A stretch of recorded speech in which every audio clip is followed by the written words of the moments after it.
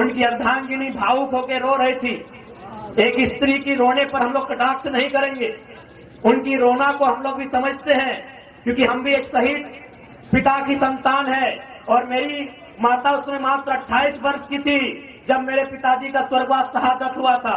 यानी एक स्त्री की व्यथा को मैंने देखा है, समझा है, लेकिन इस बात का तकलीफ है कि हमारी माननीय मुख्यमंत्री पूर्व उनकी अर्धांगिनी झारखंड के दुख दर्द पे नहीं, अपने निजी दुख दर्द पे रो रही थी। इस बात की तकलीफ है। अगर ठीक है, यदि आपके पतिदेव आज जेल चले गए, कल वापस आएंगे और शायद मुख्यमंत्री भी बनेंगे, लेकिन क्या आप उत्तर देंगे? क्योंकि आप उसी सरकार का अंग हैं, उसी सरकार के अंग थे।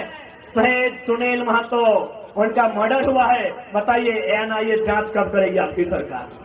अरे आपके पति जेल गए तो आपको तकलीफ हुई, हम उस तकलीफ में आपके साथ हैं, लेकिन बताइए उनका मर्डर हुआ है, आपकी पार्टी का है, और आपके मुख्यमंत्री को फुर्सत नहीं मिलता है। 5 किलोमीटर तो मुख्यमंत्री का घर है, समाधि स्थल नहीं जा पाया। क्यों झारखंड सवाल नहीं करेगा?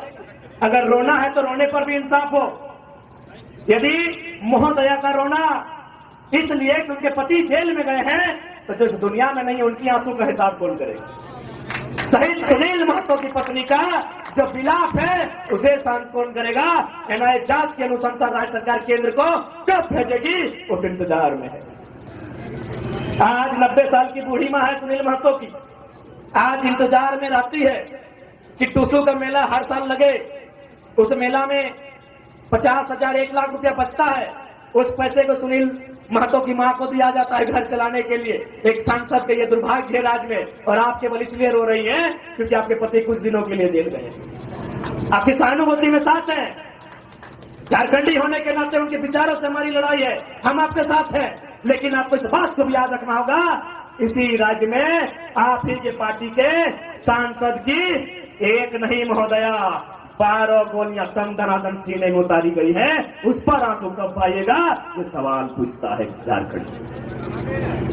12 गोली शहीद सुनील महतो की चौड़ी छाती में, पारसनाथ से भी मजबूत छाती में एक नहीं 1 दर्जन गोलियां दागी गई थी।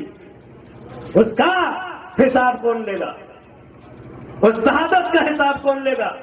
क्या उत्तर है झारखंड मुक्ति मोर्चा जो आज वर्तमान में सरकार है, और ये उछल कूद करने वाले विधायक, इनके पास क्या उत्तर है?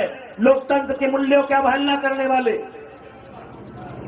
माननीय श्री सुदीप सोनू जी, एक बात स्पष्ट कहेंगे, आप बहुत ही पूर्वाग्रसित व्यक्ति हैं।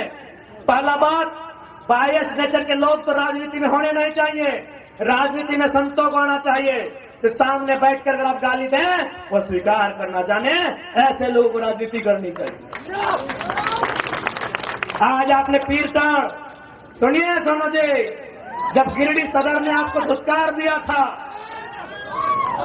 सुनिए झारखंड मुक्ति मोर्चा के नूनू सोनू जी,